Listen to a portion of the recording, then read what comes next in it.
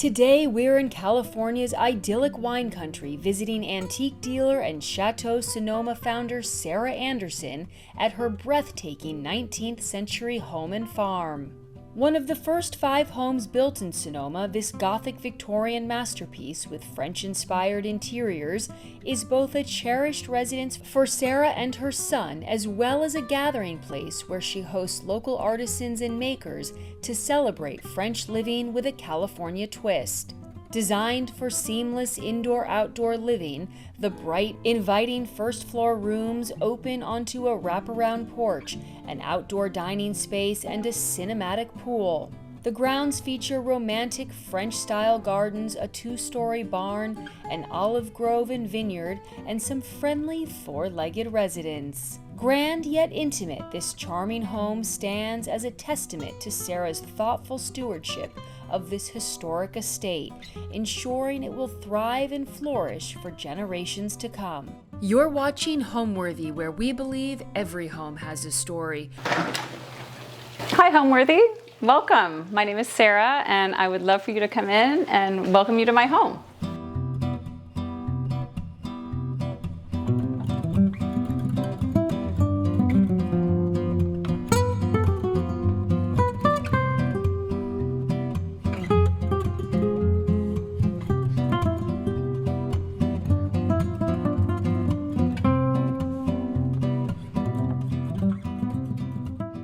My name is Sarah Anderson, and I am the owner of Chateau Sonoma. It's a French antique and lifestyle business, and I would just like to welcome you to my home here in Sonoma. So this home is one that I've been coming to for many years, even before I owned the home, because my friend Annalise McDonald lived here. She would have these beautiful dinner parties, and I remember she'd have all the neighbors over and this big long table with candles burning, and it was just this very inviting place to be. I also really enjoyed the barn because they would have these art shows and things, and Jock McDonald kept all of his photography. That's where he did most of his photography. His darkroom was up there, and it was just a very cool artsy space. And so he would invite people from the community to come from time to time, and that was always so much fun to kind of meet new artists and to really have this fun kind of experience in somebody's home. And they were very generous and very, they liked to share their home, and they had parties all the time. So I knew about this house before, and one evening I was over at DeRosa Preserve. They were having a big party, and they said, "Oh, we sold our house, and we're moving to Brooklyn." And I thought, no way, like how sad, I'll never be able to go to this house again. So after a while, they called me and said, you know, the deal fell through and that the house was still available for sale. And I was pregnant at the time, and I came here with my former husband. We wandered around and we're like, oh my gosh, this is amazing. So we ended up making an offer, knowing that there was going to be a tremendous amount of work to do. So that's when the whole process started with restoring this house, because it was built in 1875 and it hadn't had a major remodel since then. So it was time to kind of give it a facelift. So that's when we embarked on this, how do we get it to stand for another 100 years?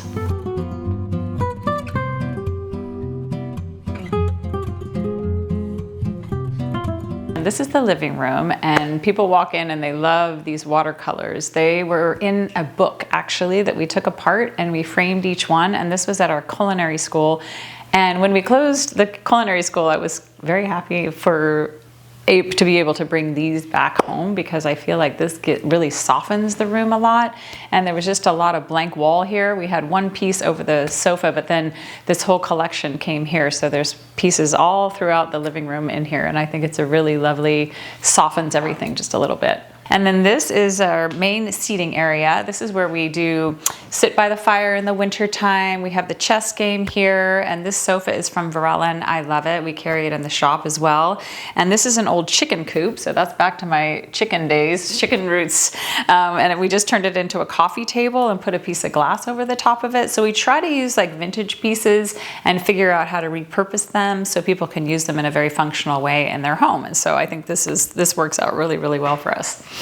And then, as you can tell, I love the taxidermy. We have the deer above the fireplace that stays all year round, even though I was thinking it would be a seasonal thing for the winter, but it's just such a fun showstopper. And the doe eyes, it's such a pretty piece just to be around, and it's got a very gentle spirit.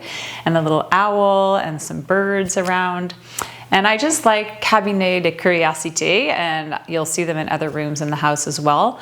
But it's just kind of a collection of your favorite things that I've collected over the years, little paintings, little plein air paintings, and then the collection of mushrooms that came from a school. So it's really fun to kind of collect different things from the flea markets in France. And this is basically one of my absolute favorite collections, and there's all different styles. It was from a school when they're studying different types of mushrooms, and they're made of plaster. So I bought the whole collection, and it's just really fun for shelf displays.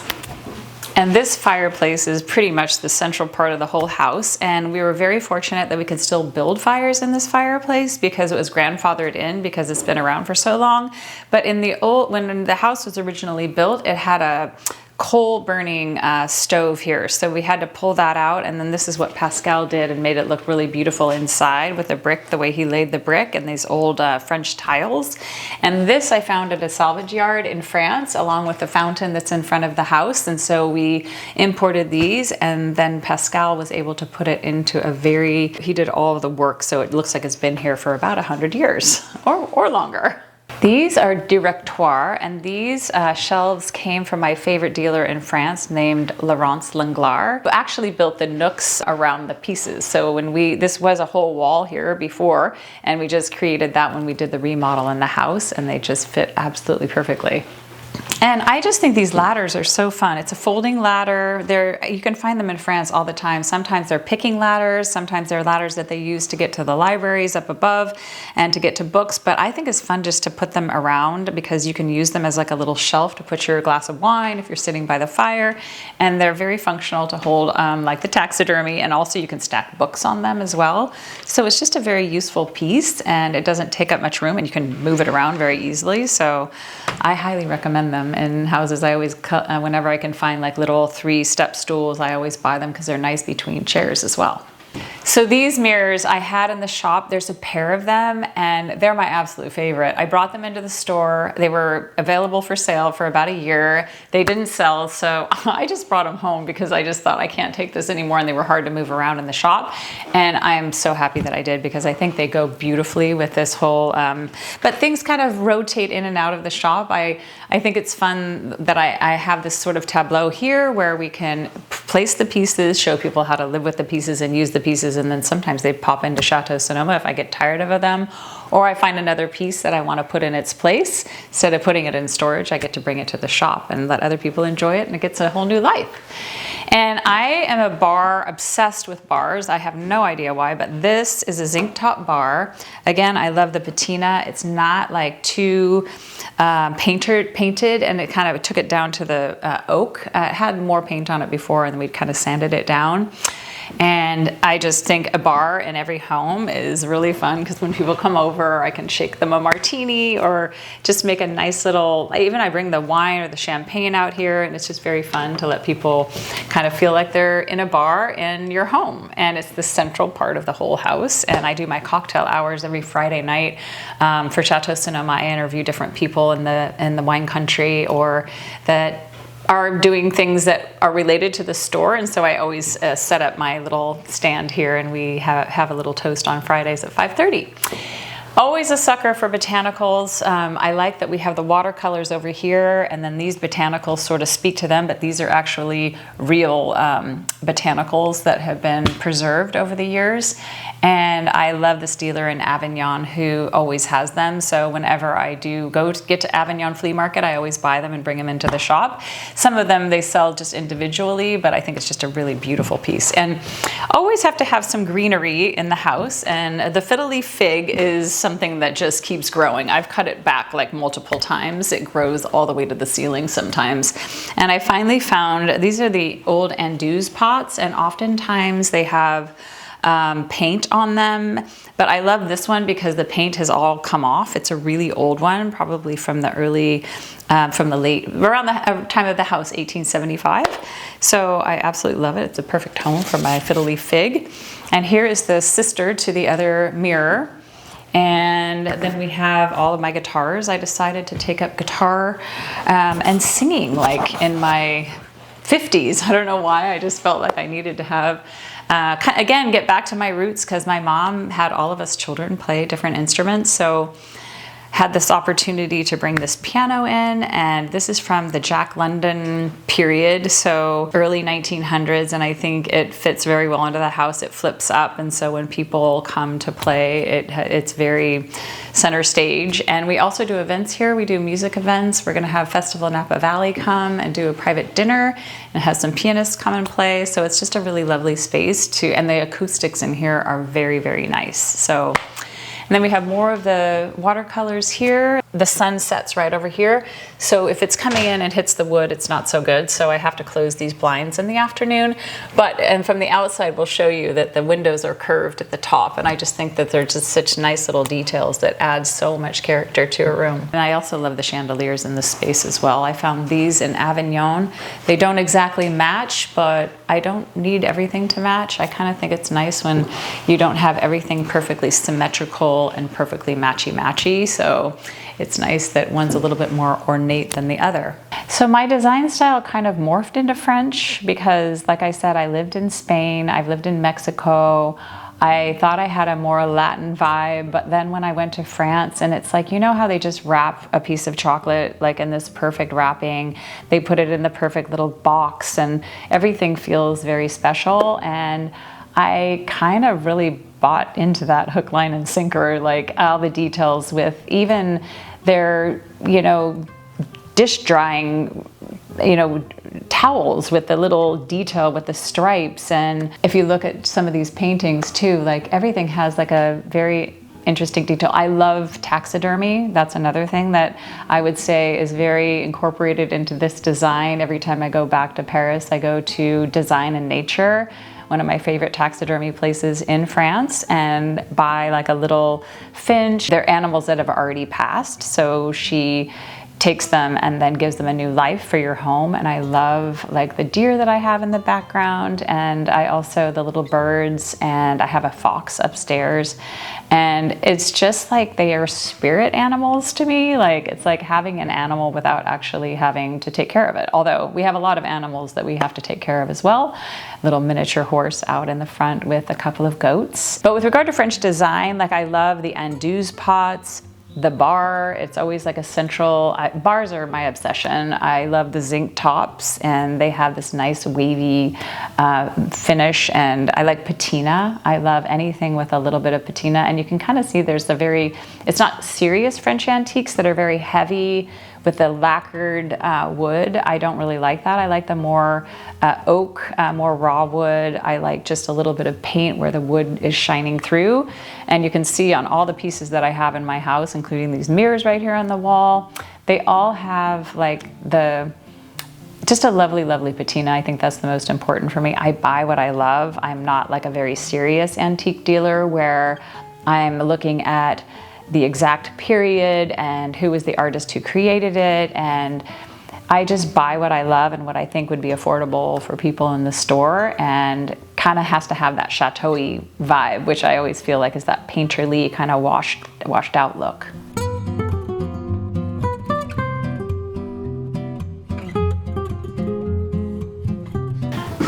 Okay, so this is the dining room. This is where we do all of our entertaining. It's a very nice long table, and I love it. It's one of my favorites. I'm trying to have it reproduced for the shop because it has these different pieces that come apart. You can fold it up, you can store it very easily. So I love that. This is a line that we created with a local artist from Sonoma. Her name is Kayla Stein.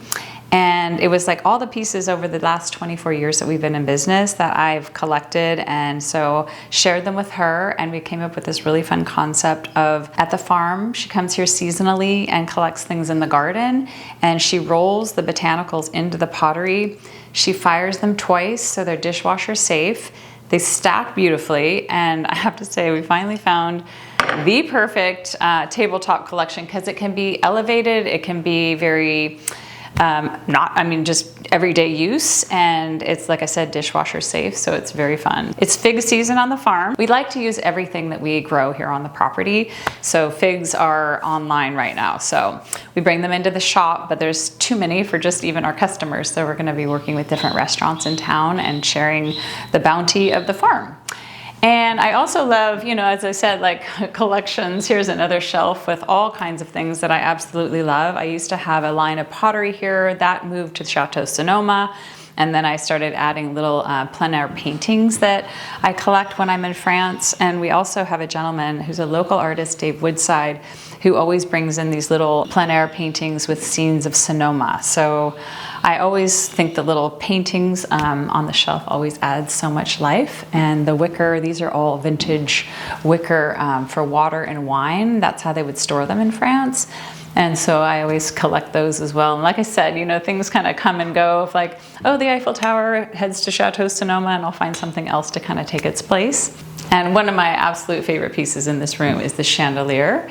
And what I love about it is for a billiard table, and it's made of bronze and brass, and it was done by an artist, all handmade, all the different components come out of it, and it's extraordinary. I had it, again, in the shop for a few years. It was a little pricey, so it didn't sell, and I brought it into my home, and I just think it's one of those things that might live here from now on, because I just think it's kind of perfect over this table. It gives it just enough light, and in the evening it gives that, and it's on a dimmer, so it just has a beautiful ambiance. And then one of my favorite pieces in this room as well, I think I have a lot of favorite pieces in this room, is this angel, Gabriel. And I feel like it's just kind of standing over the table, protecting, making sure that there's like a nice peacefulness to this room. Has the old glass eyes, and again, we talk about patina a lot, how it just has that perfect amount where it's not too painted and no one restored it back to its original, but just let it do the age thing and just get more and more beautiful as the years go by. And this mirror too is nice because it kind of reflects the back of the angel as well, so you can see all the detail in the wings, and it's all hand carved, and we'll have to say it's extraordinary. People are always very curious about this beehive and about this piece because they don't know what it is, first of all, but it is actually a French beehive, and I collect them, and you can see there's one over here, and there's two up on top of that shelf right there. And basically the bees build their hives inside, they come straight down, and it's a magical thing to watch them do the harvesting of the honey. And people can't figure out how it works. So I need to have a video in the store to show people, because it really is, the bees are magical. And as you can see, more taxidermy. That's a barn owl that was a gift to me from a friend who is a fellow antique dealer who passed away. So I feel like spirit's living on in this dining room with us all. So I also have to show you this one piece that Kayla Stein created for Chateau Sonoma, and I brought this here because I think it's so special. She did this as a surprise for us, but this is our logo for Chateau Sonoma, and she made a special piece out of the same clay and the glaze that she uses for our tabletop collection. And mushrooms again. Oh my goodness, we have, I must have a mushroom fetish, because we have these are all carved from one piece of wood. And I, again, trying to get these replicated because everybody would love to buy these, and I would love to sell them, but it's really hard when there's only one of a kind. So I'm trying to figure out if any woodworkers out there that want to help me on this project. It would be so much fun. It's just like all the detail under here. They paid so much attention, like they just took a mushroom and did exactly what it looked like from the, you know, finish to all the little fine details underneath. So hopefully we'll be able to get those replicated, because it seems like a lot of people are very into mushrooms these days, and I think it would be just a fun thing to have in homes all across the country.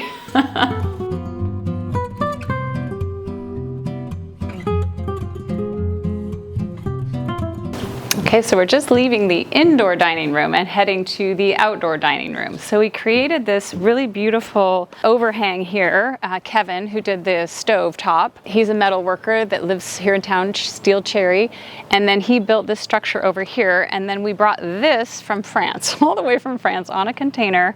It's the landing of a chateau, it's limestone, it's very, very heavy. It weighs about 4 tons, and they had to bring a skylift over, and we had to build the bases for it to like lay on top of, but I am so happy that we did. because it just feels like so permanent, and people love sitting at this table. It's always a conversation piece.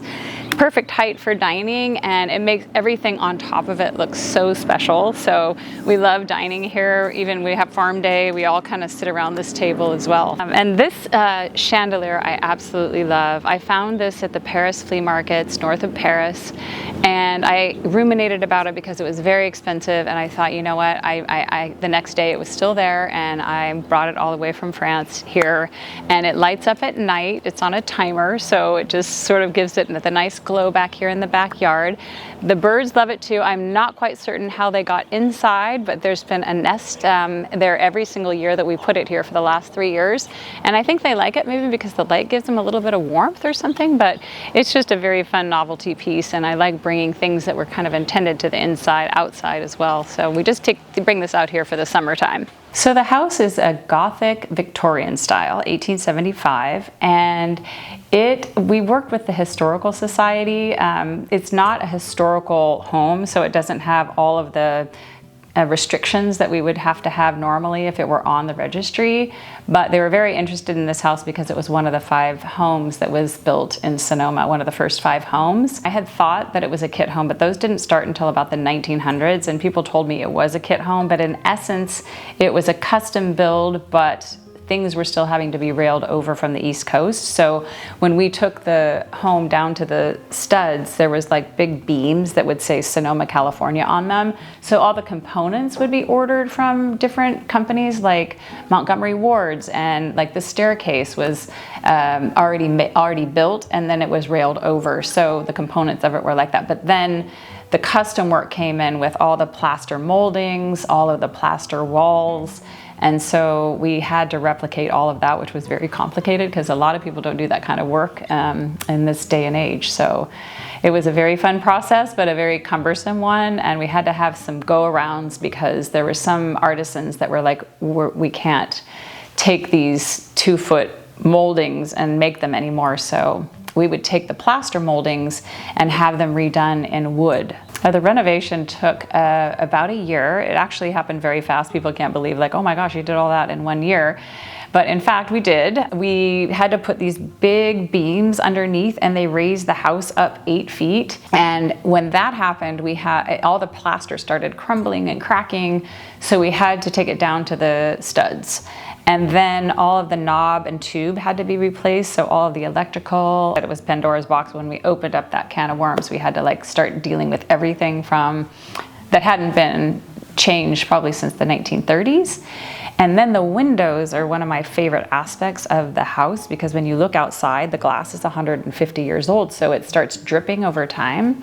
So each window that you look out of, it looks like it's a dream. It's kind of wavy glass.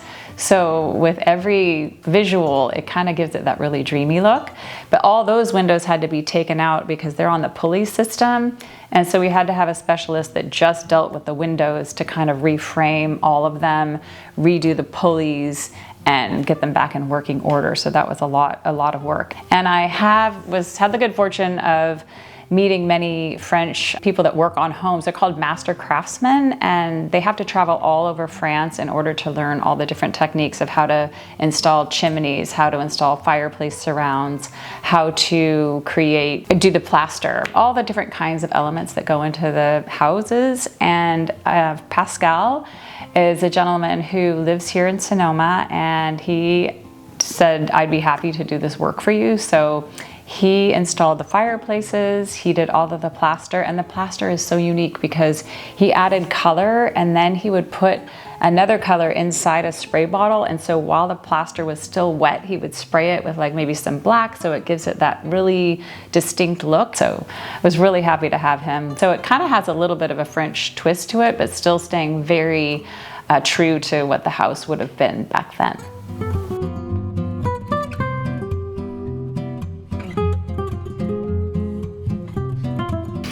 Okay, and it might get a little louder in here because we have a finch that is very verbal and loves to have conversations in the morning. So I always sit and have my morning coffee right there. and we have a nice chat. This is one of my favorite spots in the kitchen because it's just a nice little, the morning light, you can look outside, you can see views of the pool, and this is all wisteria that grows over this little alcove that we have out here, so it's bright purple. And then the roses are usually orange. It's kind of late summer right now, so we don't have as many blooms, but it still looks very nice because it's all very green, and again, the old glass makes it a nice little dreamy look. So we tried to keep the kitchen as true to how it was originally, but we did have to make some changes. So there was a staircase back here that went up to the room upstairs. So we removed the staircase and we opened this up, and it also didn't have porches. So we did wraparound porches as well, just because people in Sonoma, they like to live inside, indoors, outdoors. So it's kind of a way to experience that here. And I don't know why they didn't have the decks in the original house, but it's really nice that we were able to do that. And this gets a lot more light now that the staircase is gone. But I put in soapstone for the countertops. People thought I was crazy because they're black, but they have this nice, I don't know, timeless appeal to them. And I feel like the house has the black trim, and it was a nice way to kind of keep that going. And marble, I felt was gonna be too fussy for our household. So this is soapstone, picked out my slabs, and then also all of the woodwork for the cabinetry was done by a gentleman from Mill Valley. I think he did a really great job. I was able to find this old vintage hardware from the Golden Lion, which is very period.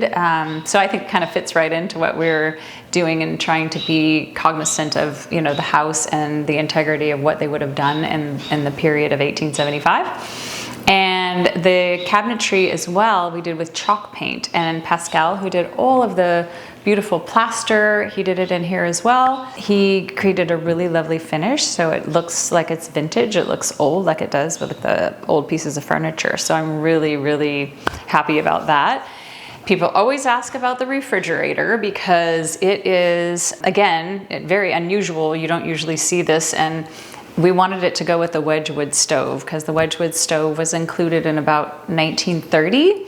I finally found a guy to restore it, and he comes every year to make sure everything is working properly. But this is a Heartland. They don't really make them in this same style anymore, but basically it is a KitchenAid. It's like a regular refrigerator that they just put a casing over it. So it's been nice. I had to replace my refrigerator one time in the last 15 years, and I was able to take the doors off and add them to the new piece. So it's very vintage looking, I think it fits very nicely into this space. And then Kevin Cherry, who is a metal worker, he used to live here. His sister is Annalise, who was the owner of this house, Jock and Annalise McDonald. And he worked out in the shed over there with all of his metal work. So he does a lot of new builds here in Sonoma and creates custom stovetops and puts in staircases, all kinds of things where you would use metal. And I think it looks absolutely beautiful with the Wedgwood. And again, I try to bring in all my little French elements. So this is enamelware. This is where we house the salt and keep it very vintage. And this is an old tea kettle, enamel tea kettle. And the floors came from Country Floors in San Francisco, and they're actually terracotta. They've been painted, and then they have a little wax finish on the top of them. And I did not continue to use the wax because they were a little too shiny. It's also been able to pick up some of the patina that I really like. So now you can see a little bit over the years, in the last 15 years that we've been here, that the terracotta starts showing through a little bit. Some people may not like that look, but I personally think it kind of adds character and it makes it look like the house has been here forever. So I have all kinds of Ostia di Villat that I love, which is a white pottery. Many people collect it. We also carry that in the shop, but it's just these beautiful pieces that you can use for serving, for dinner parties and things like that. So I love that we have the shelving space and we're able to design this so all of my favorite pieces I can showcase when people come over, and we can use them for entertaining as well. What I really love about this house too is it has 2 sinks. So when you have guests over, it's like you have an extra sink, and then we cleverly put these little drawer dishwashers in too, which I think is a very, very fun element. And then I always stack my cookbooks. So these are the ones that I carry in the shop and what I'm kind of focused on right now with regard to picking out recipes of the week.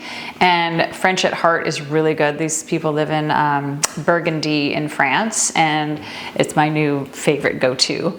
And there's always like random things like scales where you can throw some bananas or whatever fresh fruit you're doing, and it's just kind of a fun little whimsical element. I like things that hang because it gives it that other dimension.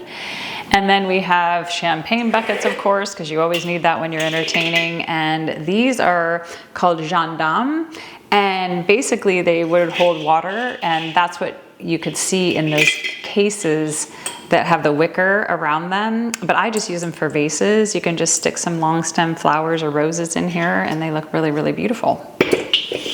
And on to, this is the newest addition, is this table that we just got in on our last container. It's two demi-lune tables. So you put them together and they make this beautiful round table. I think they look really lovely. These are wicker chairs that we carry in the shop as well. And I just brought them in because I thought I need to sit in them before and see how they wear before I bring them into the shop. They are beautiful. People love them. They like sitting in them. So it's a perfect. And then these are lovely because they're the demi-lunes. So you could use them as side tables. You can use it as a round table. And I think it's really lovely. And this piece I got a really long time ago from Love Train Antiques in Atlanta. And basically the guy, Mark, would take the old doors from, cabinets or whatever, and he would build the pieces of furniture around these vintage doors, and the hardware on them still works beautifully. And this is where the space that I use to teach people how to do shelfies, because I think it's really fun to teach people how to play with their different things that they in their collections in their kitchens and display them really lovely. Because everything I use, there's the bread baskets here. I use these vases for water and pitchers when I'm entertaining, but it's nice to kind of make them look really fun and display them lovely in your kitchen. In 2001, I was working in the financial industry in San Francisco, and I worked for many banks. I had just gotten married and I had moved to Sonoma, and I was doing the commute back and forth, and it got really tiresome. So we had a building, my former husband and I, in Sonoma downtown, and I just thought, hey, I might just give it a whirl and try a different business. And I've always been into interior design, and I've always loved furniture, so I thought I'd give it a whirl. And I met a woman named Carrie Miller. She said she was leaving her job at this interior design business and that she would love to take me to Europe with her. And she had a friend that had an apartment in Paris, so we started there, and then my plan was to move on to Spain. But we found so many beautiful antiques. She took me to one antique fair called Chateau that's right outside of Paris. And I felt like we hit the mother lode, right? And within like 3 days, we had enough furniture to load up in a container and bring back to Sonoma. So that's sort of the beginnings of Chateau Sonoma. So Chateau Sonoma, when I was flying back from France, on the back of a napkin, just thought like chateau life, castles. There's so many like similarities between life in France and life here, especially in the countryside down in Provence. And we had gone down there as well. So I thought, like, how do I kind of bring this lifestyle to wine country? So that's kind of been my mission for the past 24 years, is to figure out how to continue to travel back to France, learn as much as I can about the lifestyle, and bring all of this home, including, antiques, and we do a little fashion component of Chateau Sonoma, and we do French flea markets. So we took the whole concept of the French flea markets that we love so much, where you have rosé during the day, you're eating, sausage in the morning, and we have all of that we bring to Chateau Sonoma. We do it once a year, Memorial Day weekend. We've been doing that for 20 years. We have a champagne club, so people are very excited about tasting new, smaller houses. And so we're always celebrating everything that the French do. Cheeses and crepes we have in the back of Chateau Sonoma. And the store is just a beautiful reflection of all of our collections over the years and continuing to bring the French lifestyle to Sonoma.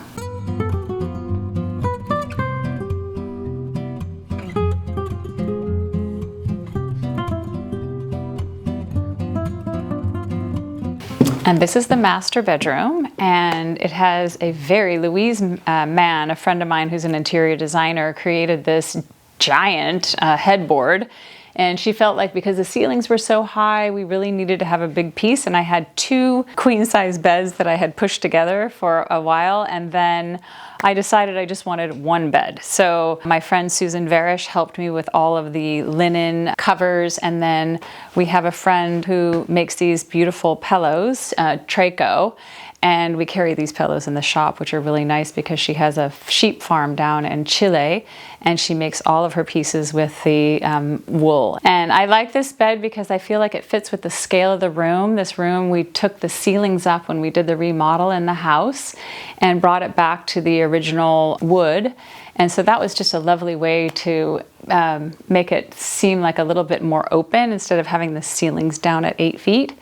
And also housed my beautiful chandelier, which is pretty much one of my favorite pieces in this room because it's from the 19th century and you would put candles in there, and I obviously don't have candles in it, but I think just in and of itself, it's an extraordinary sculptural piece that just stands on its own, even though I could wire it up and put lights in it, but I just kind of like it just the way that it is. I always keep paintings in here, and I like this plaster. It was a very accidental thing. Like, I don't think he meant for it to be so two-toned, but it ended up that way. And again, I just asked him to keep it because I really like it. It looks like the old furniture, and it gives it just that really lovely patina.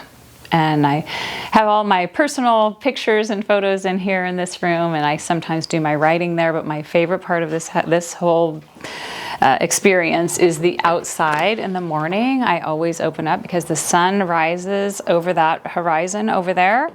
I have a nice little place to have my coffee right here. And these gardens, every day it's different. There's many gardens in France that I get very inspired by. So when we did the landscaping here, this was one feature that I loved. You create kind of a framework for your garden with the boxwoods. And I think it really looks better from a bird's eye view than when you're in it. So this is my favorite viewing point.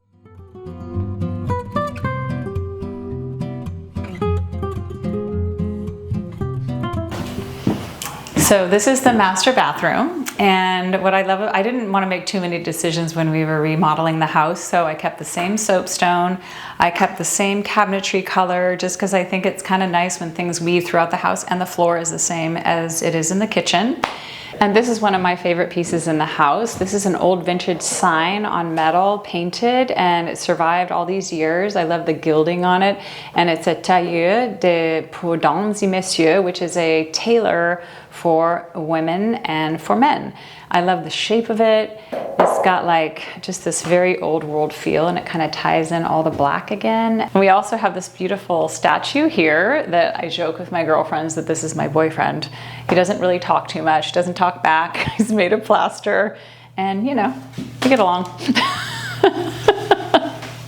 And the mirror kind of just frames everything. This is the one long mirror that I have in the house, and I love it because I can see head to toe, because I don't have too many mirrors of this size, and the lighting is really good in here as well. And the tub is extraordinary, and the fixtures I think really go well with the house. This came from the company. It's down at the Design Center in San Francisco. It's called the Julia.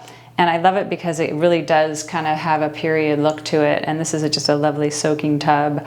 And it's one of my favorite features of the house. And I do take a bath pretty much, I don't know, once a week at least. The way I describe like how I want people to feel when they come in is just like a big bear hug. Like nothing fussy, like just feeling comfortable and at home. That's really, really important to me.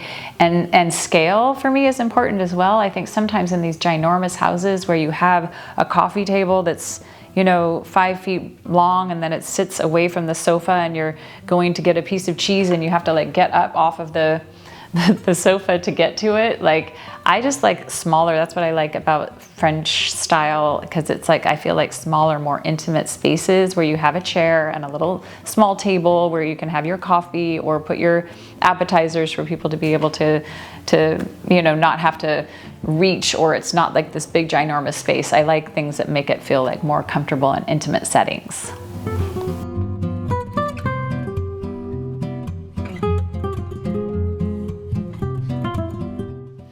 Okay, so this is the guest room, and I always like to do things kind of in color, you know, in theme. And I just had this painting here. This is from the Little Women illustrator, originally that did the book, the illustrations for the book. And we bought it at an auction years and years ago, and I decided that it would be a good idea just to make this whole room kind of talk to this one painting, because it's the one kind of piece of actually, you know, period art that I do have.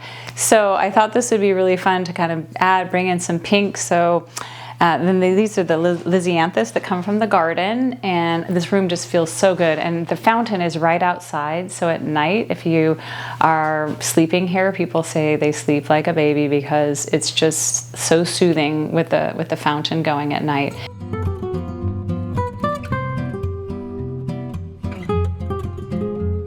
Okay, so this is the dressing room. I decided to devote a whole room just to getting dressed because it's so hard when you had this. I had this small closet. It was very dark and I could never find anything, and I had this extra room, so I thought, okay, I'm just going to store things in here. It became a storage room, and then I decided to turn it into a closet. So I had California Closets come in and build out these. And then I have this case that I found. It's an old antique, and it has all these little hooks. It was actually for a hotel where you'd put all the keys, but I was able to just hang my jewelry in here. And it's just a lovely space, and the lighting is perfect. So when you're getting ready, putting on your makeup and things, it's very easy to do and get lots of light and a full-length mirror. And this is some of my favorite photography. George Dambier from France was the first photographer to take women outside of the studio and film them in the streets of Paris. And I had the good fortune of going to his home in the south of France where he had to go. He had a triple bypass, and he went back to his family home and lived there. And it was so much inspiration for my gardens here, going to his house and also his photography. So I bought these 3 pieces. And then my friend Norma Quintana said, "You need another one." And so she dressed me all up and took me to the entryway of my house and just said, "Smile pretty." And she took this black and white that she thought was reminiscent of these painting or these photographs that he did. And I quite like it. I had never had like a professional photo shoot for myself, so it was a very interesting process, but I think it really turned out nice. And it's just a nice way to be able to see everything before you get dressed in the morning.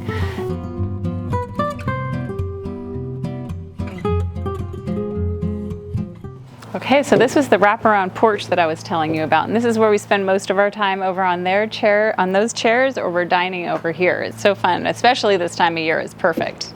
And this is the more formal area of the garden that I kind of went to Valandry, and I really like how they used boxwoods to kind of frame everything.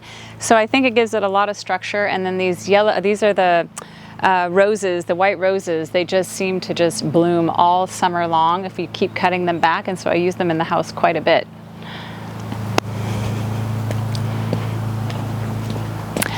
And these are the amazing lemons that keep coming back year after year. We have about 5 trees, and we harvest them every year, and we take them to a gal over called Baker and Cook, and Jen makes the most unbelievable marmalade. It's not too sweet. It has just the right amount of, she doesn't add sugar or anything, and people love it for their cheese platters and things. So we try to, again, use everything on the property. And this huge, probably from the 1930s or from the even earlier, it's a pomegranate tree. And so pretty soon we'll have tons of pomegranates, and we bring them into the shop and we use them for decor on the tables. We eat them, we juice them, we use them for all sorts of things. Okay, so this is the garden that I started when we had a culinary school, and we used to grow all kinds of fruits and vegetables out here, and we would deliver them every week to the culinary school. And since we haven't had it for about 10 years, but I thought I'd like to continue to grow things here in the garden. So this is a potager, and it's late fall right now, so we've already harvested all the field of lavender back there, and then also we have sunflowers that we've all harvested. We still have the lisianthus that's growing and some dahlias over here. But this was all inspired by Chenonceau, a little farm there, and I loved it because they had these granite DG pathways, and this very simple fountain that just kind of gurgles. So when people come wandering out here and we're foraging for things for from the garden for the house, when we're doing recipes and things like that, it's just a lot of fun. But again, it's late in the season, so it's not looking as it normally does. And so these are the raised beds over here. It's really fun. Just cinder block that we covered in concrete, and those are great because then you don't have to worry about gophers or anything like that. And another feature that I love is this espalier. So these are apple trees that we just basically trained on rebar and an inch pipe, and they just kind of grow and line the pathways very nicely. And I think people really love this concept. When I've talked about it, like people say, oh, I'm going to try that in my own garden. It's kind of a lovely feature. Party Girl came when I had my son. So I had my son in 2008, and that was about the time that we moved here. So I was pregnant. We were opening up a cooking school. We were remodeling this house and living in the barn at the time. So it's just like, I thought, oh, I should just get some goats and some miniature horses to add to the menagerie. So Party Girl came at about that time, and subsequently Bubbles was her friend, and Bubbles passed away. But we still have 2 goats. We have Ferdinand and Olivia. And Party Girl is the horse, and she is just a party girl. She's super fun. We let her out on farm day. She runs around the property. We take her on walks. She's just a love. And everybody, when we do have events here, loves to bring Party Girl out. So she's always a part of the excitement.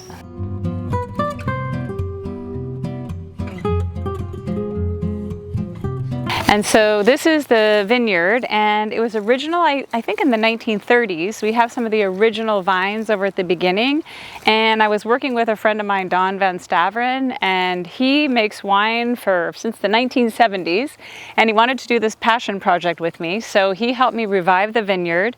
He got all Grenache plants to grow. So we've been doing this for about 5 years now, and we grow, there's probably about 100 plants, and we make about 15 cases of wine every year. We don't do it for sale. It's a rosé. It's absolutely beautiful. It gets better and better each year. He started using an amphora, which has been really fun. And we serve it at our French flea markets at Chateau Sonoma and all of the events that we host. And so we just split up the amounts that we make. We have it made over at Saintsbury Winery, and it's just a very fun passion project. And how are you guys, huh? I know, we have treats. We have treats, don't worry. So this is Party Girl, who I mentioned before, and this is Olivia, the mother of Ferdinand. They're very, very sweet. They get to come out once a day. Come on, come on. You can have the apple. And they are just part of our little farm life. They're so fun because they come up, and we were painting the deck the other day. Hey, stay down, stay down. Painting the deck the other day, and they come and they're just like part of the family, I'll have to say. This one's a little shy because they're kind of not very nice to you, huh? Yeah, they love apples and they love carrots, but they don't get too many of these. We're treating them very special today, so, you're getting an extra little treat today.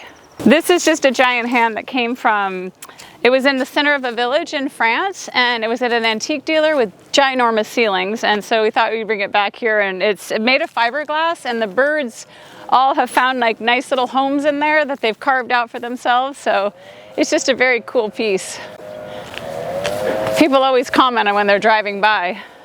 So this is the olive orchard too. So we make our own olive oil. We work with Goldridge over in, they're over in Sebastopol. And so Scribe has been taking our olives right now. So they've been shaking down the trees, and they're going to be doing it in the very not so distant future because it's olive season as well as grape harvest season.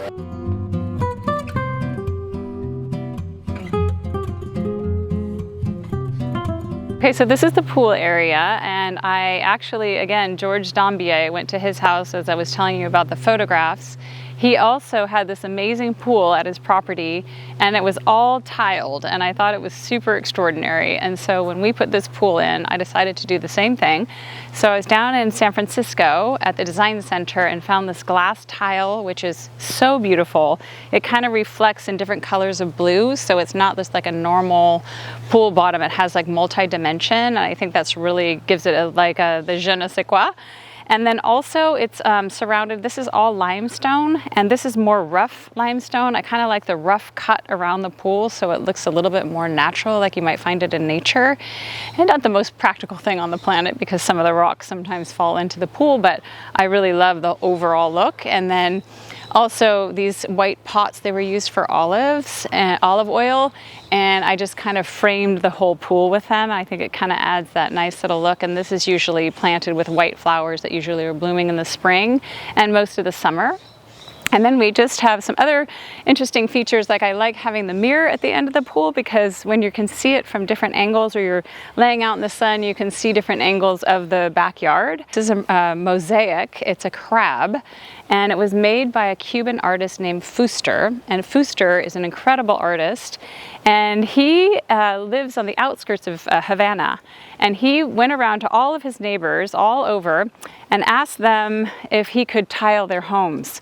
So if you ever happen to make it to Cuba, I highly recommend visiting Fuster's house, because as you're coming in, the whole village is covered in these mosaic tiles, and he's built statues and covered every corner of his house in the tiles. And he's the nicest man. He'll invite you in for a rum, laugh, and treat you like you're his best friend. And this is a crab that we imported from him, and it found its little place here at the end of the pool.